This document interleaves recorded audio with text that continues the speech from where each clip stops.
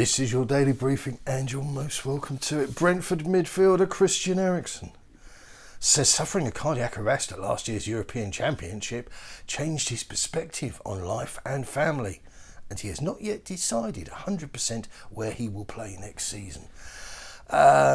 Listen, I'm not seeking to be unkind. I don't class myself as an unkind person, but the journeys and the health events of millionaires is something I don't find particularly gripping.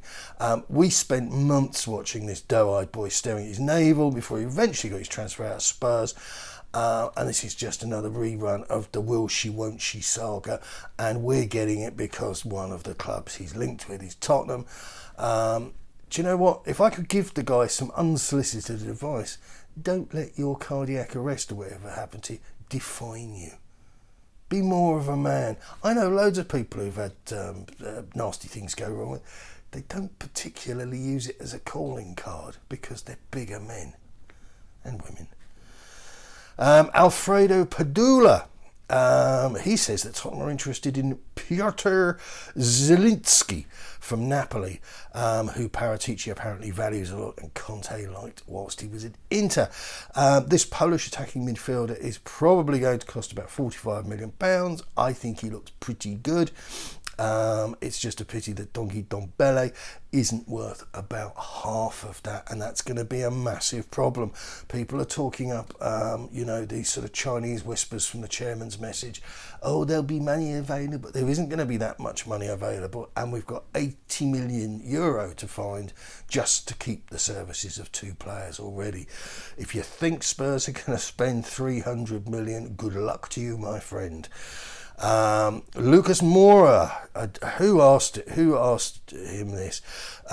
Quote on the Ajax game: "It is impossible to explain what that feeling was. It was the most special day in my career." No, mate, that was your career. Matt Law from the Daily Telegraph, couple of lines here.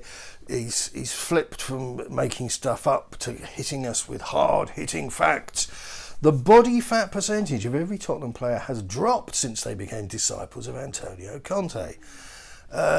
First of all, if you do your job right, you've got to work hard to fight to retain your body fat. And this tells me that they weren't pulling their weight beforehand. And I don't care for the disciples of Antonio Conte. I don't care for it at all. This isn't about a religious sort of zealot thing and following the word, the mantra. Just do your job. You're all being paid a fortune. Just do your jobs. And he tells us, Antonio Conte has stunned the Tottenham players with his non-stop direction and drive. Again, if I was left stunned and bemused by the direction and drive of my Premier League football manager, I'd keep it to myself. That's shame finally kicking in. Tottenham are exploring the possibility of signing Inter Milan winger Ivan Perisic. Ivan Perisic. I don't know. Not getting paid enough to know. On a free transfer, with the player open to a possible reunion with Antonio Conte in North London. That comes from James Ollie. Forgive me, James, I don't know where you ply your trade. He's a little bit old now, isn't he, Ivan?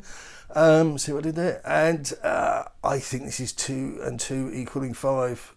If it happens, tremendous. You've got an exclusive, but it just strikes me as a little bit nosy. Alistair Gold. Tottenham are admirers of Calvert-Lewin and Gabriel Jesus. Tremendous news. PierreEmerick Aubameyang ranks third for the amount of times possession has been won, which is 274 times in this Premier League season. That's exceptional. And the trouble is, how do you put a showreel together for that? And how, if you're an unworldly observer, do you look at that and sort of compute it in your head and accord it the right level of value? He's a tremendous player. Dogs abuse this season. He has been flat in a few games, but then you look who he's playing with. The "you can prove anything with stats" brigade will be thrashing their cars like Basil Fawlty over that one. Yeah, they just don't get it. They don't get it. He's a good player. I wish we had more players of his standard. Norwich away, and we're not on TV, which is frankly in the 21st century an absolute disgrace. There's no reason for it. It's an important game for Tottenham, could mean Champions League football, and, you know, without being discourteous, I appreciate we're only playing Norwich. They don't have that bigger representation of fans across the nation or online, but Tottenham certainly do. This any game of this sort of value would have been an absolutely box office draw. There's no two ways about it. So for absolute clarity, because there's been a real look, I know the whole Spursy thing, but there's also, come on, you know, Spurs enjoy an 83% unbeaten win rate on the road, or I guess unbeaten means win, doesn't it, on the road this season. So the bookies have Norwich at 10-1, and it's 5-1 the draw. Spurs are 1-4 on. Both prices moved by just a point across the week there from Thursday, Friday. Yeah, extraordinary number of people taking to the internet to post "don't count your chickens" and similar pearls of wisdom. I don't get it. I don't get it. I can't see Spurs screwing up here. The Arsenal game was great. They've had a nice rest. Norwich City aren't very good. That's why they're going to be visiting lots of championship stadiums next season. And just there's been talk as well about the boost of the money and incentivisation. It doesn't make any sense for their players. It does for ours. Difference in money paid to Norwich in the event of them finishing 19th opposed to 20th is only worth about 2.2 million. Are the Canaries going to incentivise their players? Being relegated is a soul-destroying business financially. So it's a moot point. Norwich players are going to be looking, well, I'll tell you what they are going to be doing. They're going to be going through their contracts to see if they've inadvertently got a clause there that says they have to get paid less in the event of relegation. So who knows what the morale is like at Carrow Road. I don't see it. I just don't see it. Spurs to win, I'm going to go for a margin of 3 goals.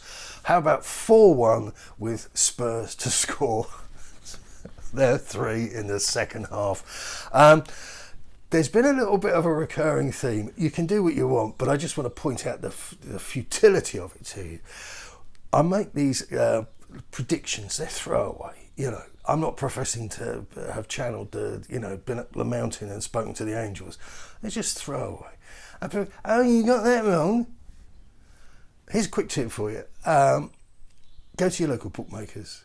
Every time somebody appears to lose, crumples up their paper, throws it in the bin, point at them and laugh. And I won't come and visit you in hospital, but I'm sure somebody who values you will be there with a bag of grapes under their arms. Right, that's it for now. Come on, Tottenham, get this bloody season behind us and give Daniel Levy a reason to stare nervously at his checkbook. Good luck. Keep it Tottenham.